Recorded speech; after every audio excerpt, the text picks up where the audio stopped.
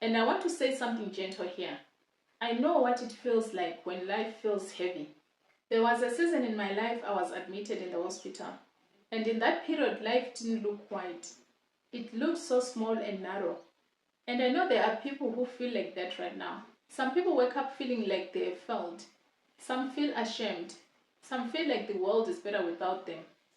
And others even think about ending everything because the pain feels too strong. But I've learned something. Everyone is carrying something. We just can't see it. So instead of blaming ourselves or others, maybe we can ask, what is the season shaping in me? What strength is forming? What understanding is growing? Hi, beautiful souls. You are welcome back to my Journey Faithful Compassion Hub. I'm Beatrice, and this channel is a space for reflections, not quick motivation, but quiet conversations about life's purpose, growth, and the seasons we don't always understand while living them. I have had moments where I questioned everything: my direction, my timing, my progress. And through spiritual exploration and my reflections, I began to understand something differently. That setbacks, delays, and rejections are part of the journey. If you have ever felt behind and confused, or like this life doesn't make sense, this space is for you. Before we go further, just a friendly reminder about the upcoming Ekanka seminar happening in Soweto, Johannesburg in the next few weeks. The dates are 27 to 29th March 2026.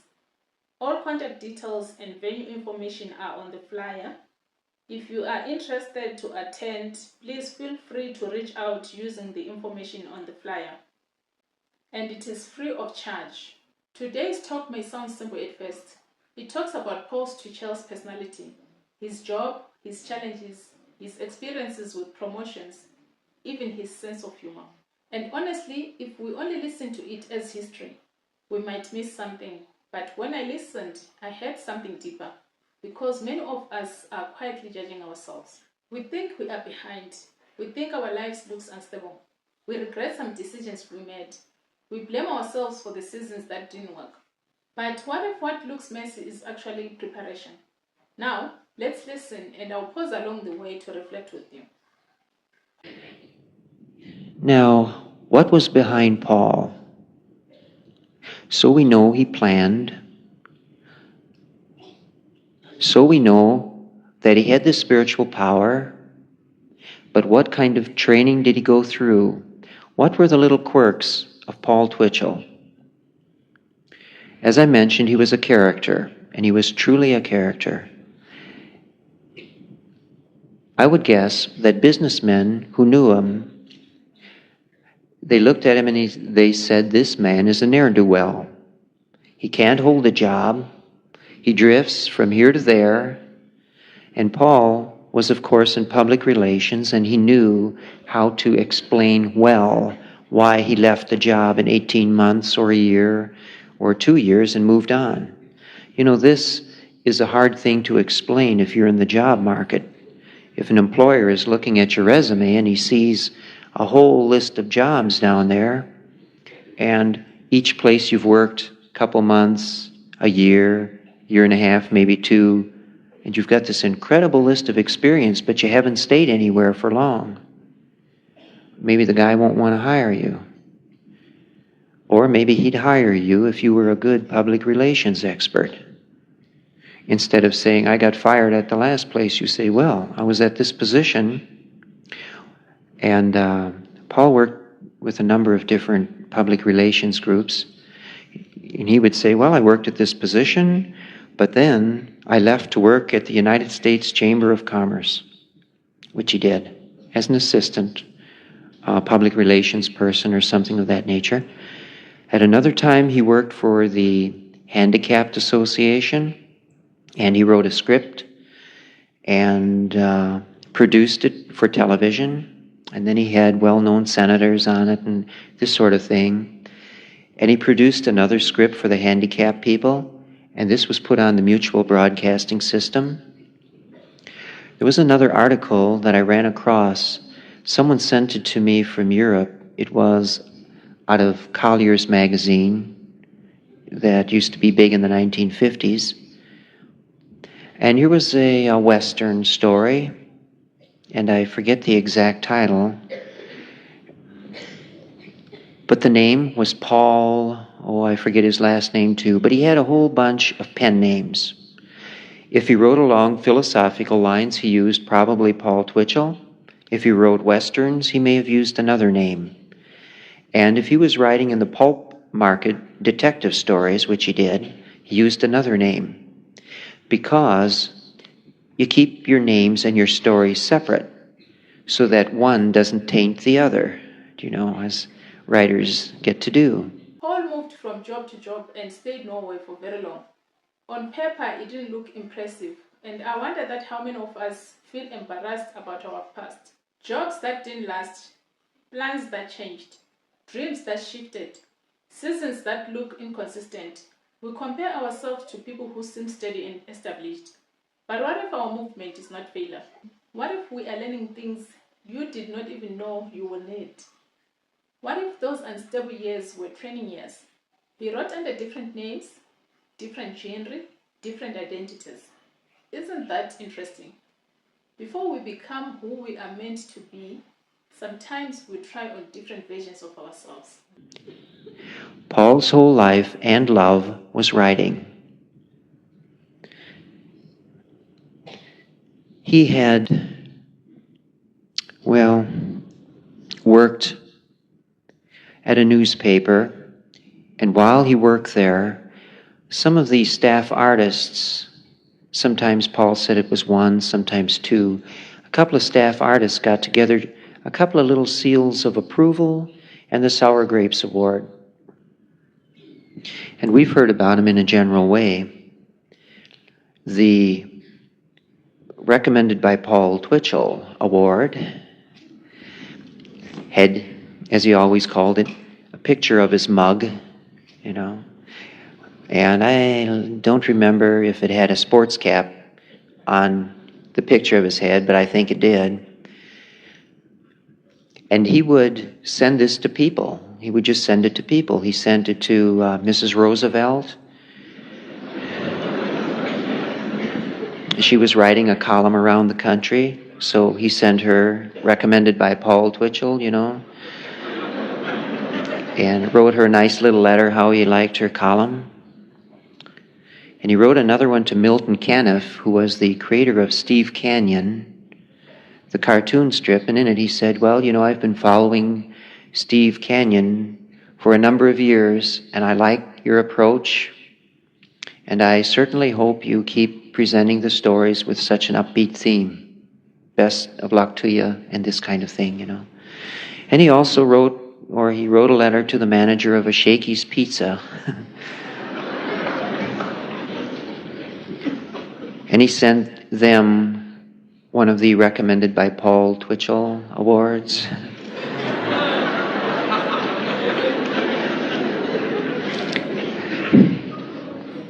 And the letter went on this order. It said, I was in your establishment for the first time the other night, and I enjoyed your food, and plus it had all kinds of Dixieland music. Paul thought this was really grand. And but what he was really doing was pushing his stickers.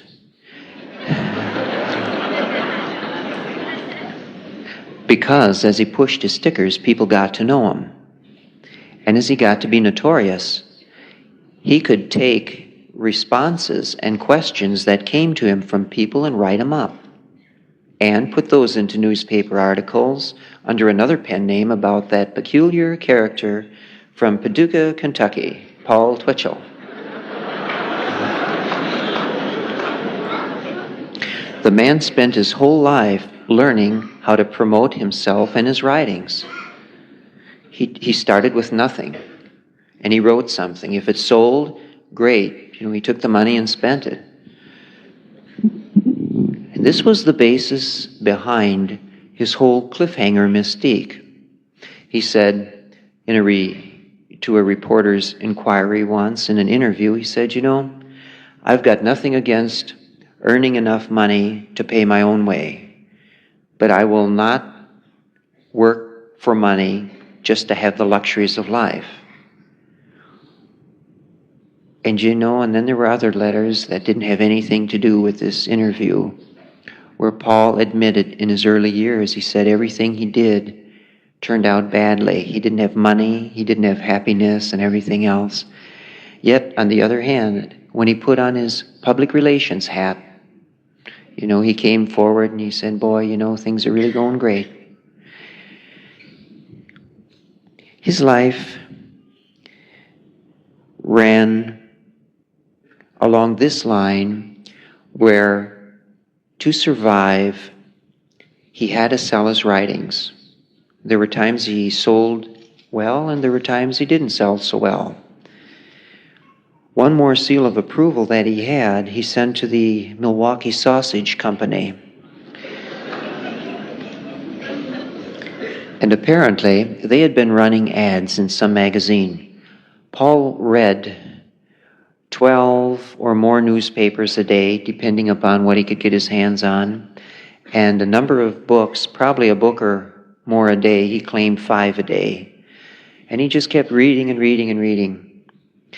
But anyway, somewhere, this ad from the Milwaukee Sausage Company caught his attention. And so he sends them a seal of approval. And this company had been running little slogans to promote its meats and sausage. And Paul would invariably try to improve upon the poetry. And so they had run their little ad. Paul writes back his own recommendation to them with his seal of approval. And he wrote to them, "Our sausage is made with a curse. That's why our best is our worst."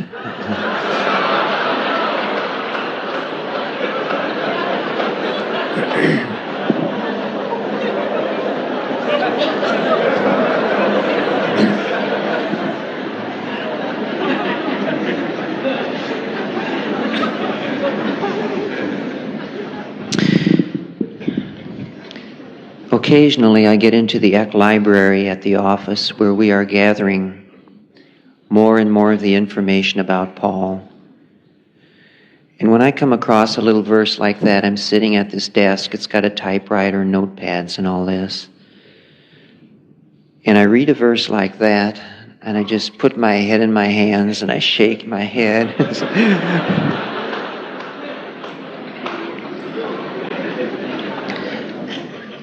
Right across the office room is this great big picture of Paul with his half smile. And he's laughing at me as I'm trying to figure out what he did.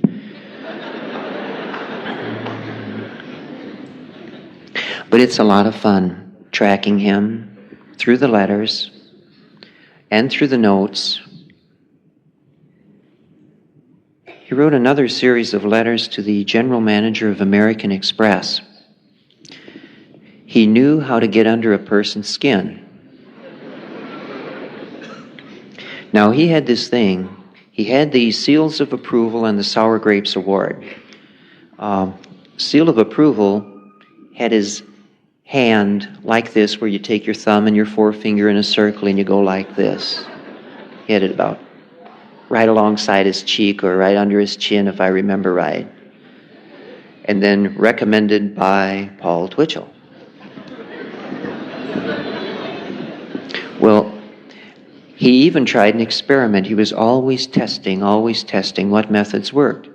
So one time, he had somebody he knew in a men's clothing store, and he told the man, he says, do a little test for me. I just want to see how this works. A customer would come into the store and want to buy a tie. And he had instructed the salesman to say, recommended by Paul Twitchell.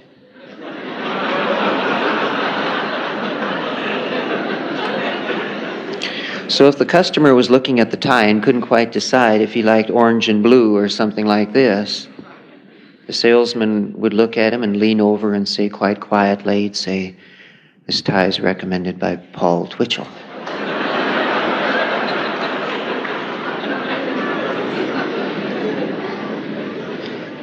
And Paul, ever the scientist of marketing studies, he said, most times the salesman reported back to him that the tie sold upon his recommendation. No one ever bothered to ask who was Paul Twitchell. This part really spoke to me. A salesman would tell customers that recommended by Paul Twitchell, and most of the times he will sell the tie. And no one asks, who is this Paul Twitchell? This makes me think about something. Sometimes in life we wait until we feel fully qualified before we show up confidently. We wait until we feel stable, until we feel healed or feel perfect. But what if confidence is part of becoming? What if how you carry yourself shapes how the world responds to you? What if we are not behind, but we are in training? He admitted that in his early years things didn't go well.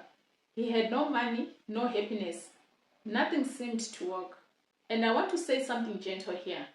I know what it feels like when life feels heavy. There was a season in my life I was admitted in the hospital. And in that period, life didn't look white. It looked so small and narrow. And I know there are people who feel like that right now. Some people wake up feeling like they have failed. Some feel ashamed. Some feel like the world is better without them. And others even think about ending everything because the pain feels too strong. But I've learned something. Pain can lie to you about permanence. It can make a season feel like a destiny. But that's always not the end of the story. If I had believed that season was the end, I wouldn't be here speaking today. Everyone is carrying something. We just can't see it. So instead of blaming ourselves or others, maybe we can ask, what is the season shaping in me? What strength is forming? What understanding is growing? Maybe this is not the end. Maybe this is preparation. When I listen to this talk now, I don't just see personality quirks. I ask myself, what in my life feels random right now but may actually be shaping me? What if nothing is wasted? What if I'm not behind? Maybe the lessons isn't about promotion, it's about permission. Permission to grow, permission to explore and stop judging yourselves, and permission to believe that your story is still unfolding. So we'll stop here today. If this reflection spoke to you, please share it with someone who might need it. Don't forget to like and subscribe. And this channel is for people who are still unfolding. I love you all. May the blessings be.